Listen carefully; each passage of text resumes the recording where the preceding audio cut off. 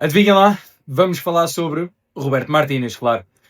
Depois de mais uma exibição pobre da seleção portuguesa, Roberto Martínez mostrou mais uma faceta daquilo que eu digo ser uma visão parcial do jogo. Enfim, eu vou tentar não voltar a falar sobre Ruben Neves como central e das vantagens que isso traz no momento da transição defensiva. Ontem, por exemplo, foram várias as vezes em que, após a defesa da Irlanda de bater a bola na frente, ser o próprio Vitinha o primeiro a conseguir abordar o lance por ter uma mais rápida colocação, digamos assim, em momentos defensivos numa transição defensiva. O segundo golo, enfim, não quero ir por aí, quero-me focar naquilo que foi, mais uma vez, uma parte estratégica que demonstra muitas lacunas. Isto porquê? Quando nós começamos a olhar para o momento defensivo, existem claramente desequilíbrios a partir do momento em que se tem Cristiano Ronaldo como avançado. No entanto, a utilização de Ronaldo na frente também obriga a equipa a ter uma outra mobilidade, não só atrás, mas também procurar na largura ter soluções que permitam mais cruzamentos, mais situações em que a bola esteja dentro da área, porque é aí que Cristiano consegue acrescentar alguma coisa à equipa, porque tudo o resto, sabemos que Cristiano neste momento não é o Cristiano que era há 10, 15 anos atrás, em que pegava na bola e conseguia fintar e criava desequilíbrios sozinho. Isso hoje é muito mais complicado. Aliás, ontem quando vamos para intervalo a perder 2-0, e realmente as câmaras focam em Cristiano, trouxe-me à memória há vários anos atrás, quando temos aquele jogo fantástico na Suécia, em que estávamos a discutir, na altura, a qualificação, se não estou em erro, para 1 euro, e havia a grande luta, o grande desafio, o grande duelo entre Ibrahimovic e Cristiano, de uma forma absolutamente inacreditável, a demonstrar-nos realmente o animal de competição que era, o grande estandarte da nossa seleção, e a fazer 3 golos de bandeira e, portanto, a criar uma marca ainda mais forte na sua influência na equipa nacional. Hoje não consegue fazer isso de uma forma, ou pelo menos da mesma forma não consegue fazer isso. Continua a fazer os seus golos, continua a ter uma grande importância, continua a ser muito importante até para a federação, em tudo aquilo que é a parte comercial da venda da equipa, mas não consegue fazer essas arrancadas, não tem essa velocidade, consegue sim acrescentar muito dentro da área. E portanto, quando nós pensamos sobre isto, faria sentido então ter à volta de Cristiano não só atletas que tivessem essa capacidade de ruptura, mas também atletas que conseguissem fazer bons cruzamentos. E Roberto Martínez decide colocar do lado esquerdo ofensivo Diogo Dalot e João Félix. Os dois somados conseguiram fazer 0 cruzamentos. Aliás, nenhum deles é propriamente um atleta. Bom, Dalot logo porque está a jogar com o pé contrário, ou seja, está a jogar no lado esquerdo com o pé direito. Depois porque quem consegue observar um bocadinho dos jogos do Manchester United também percebe que não é de todo um atleta com um cruzamento como uma arma muito forte no seu leque de qualidades.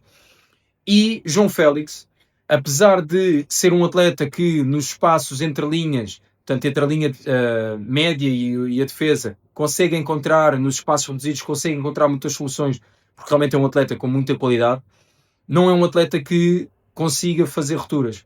Eventualmente, até porque do outro lado estava Bernardo Silva, eventualmente, se calhar João Neves seria aquele que teria essa maior capacidade, mas depois a João Neves também se tem que a pedir que seja o mais forte na transição defensiva, porque se não for ele, não será certamente João Félix e não será certamente Bernardo Silva que vão conseguir ter essa, por muito que o Bernardo tenha essa vontade, não tem essas capacidades naturais. Portanto, mais uma vez, Roberto Martínez aborda um jogo em que é necessário ter volume e deixa o lado esquerdo completamente coxo. E, portanto, não havia qualquer maneira de nós fazermos alguma coisa daí pelo perfil de atletas que lá estavam. E é curioso que depois, quando se retira João Cancelo, que já tem um amarelo e, portanto, até se pode tentar compreender o facto de, ok, tem um amarelo, então em caso de risco vamos substituí-lo.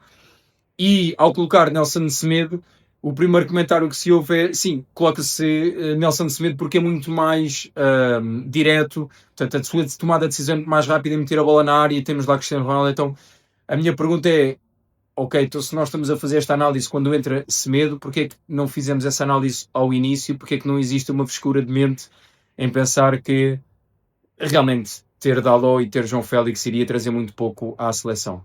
Isto faz muito pouco sentido quando percebemos depois até inclusive os atletas que normalmente ocupam aquelas posições. E quando pensamos em Pedro Neto, em Nuno Mendes, escolhem-se dois atletas que não têm nada a ver. E esta é a grande confusão que eu vejo em Roberto Martínez. Tem muitas dificuldades do ponto de vista tático, comunicação, a estratégia eventualmente até será a sua maior lacuna. E por muito que depois se tente justificar os erros de comunicação que eu tanto falo, ou mesmo alterar as coisas, como por exemplo numa entrada numa segunda parte, Ruben Neves já entra para um segundo pivô do meio campo e fica quase lado a lado com Vitinha em alguns momentos, acaba por depois aquilo ser muito difícil de esmiuçar porque tudo o resto à volta é realmente curto e depois com a expulsão de Cristiano as coisas ficaram mesmo muito mais complicadas. Portanto, vamos ter Gonçalo Ramos, muito provavelmente, esperamos nós, no próximo jogo. Um jogo que tem tudo para ser muito acessível. Jogamos em casa, com o apoio dos adeptos. Para todos aqueles que acham que Cristiano realmente retira muitas coisas à seleção, e algumas delas, sem dúvida que retira, Gonçalo Ramos vai ter aqui mais uma oportunidade para mostrar o seu valor e realmente também as qualidades que tem do ponto de vista ofensivo. É um atleta que dentro da área também é muito, muito forte. Que eu particularmente gosto muito e faz-me muito lembrar avançados brasileiros, porque tem aquele toque dentro da área que facilmente consegue sempre fazer gol, nunca perde a noção de onde está a baliza e, portanto, Gonçalo Ramos é um atleta que eu gosto bastante e depois acrescenta também a parte defensiva, é uma capacidade de ajudar a equipa muito forte. Teoricamente volta Bruno Fernandes, Nuno Mendes eventualmente também poderá voltar, não sei, portanto vamos ver como é que as coisas correm. Como eu sempre digo, Roberto Martínez vai ganhar muitas vezes. Nós temos uma seleção com muita qualidade e Roberto Martínez vai ganhar muitas vezes, fruto da qualidade individual. Não deixa, no entanto, de ter muitas lacunas na estratégia. Vamos ver se vai optar por Gonçalo Inácio ou Renato Veiga, num jogo em que nós sabemos que Gonçalo Inácio, nos duelos, eu particularmente acho que é um atleta frágil. Ontem, contra uma equipa da Irlanda, decide colocá-lo e em 3 perdeu 2. Renato Veiga ganhou mais de metade daqueles duelos que teve, portanto, enfim, é complicado perceber a Roberto Martínez. Vamos ver como é que se vai desenvencilhar agora no domingo, mas certamente que a seleção vai ganhar e certamente que o Mundial contará connosco. Toda a sorte para a seleção, um pequeno excerto daquilo que é a minha visão sobre o Roberto Martínez. Peço desculpa por estar aqui a chover no molhado, mas não me deixam alternativa. Um abraço a todos, vemo-nos para a semana.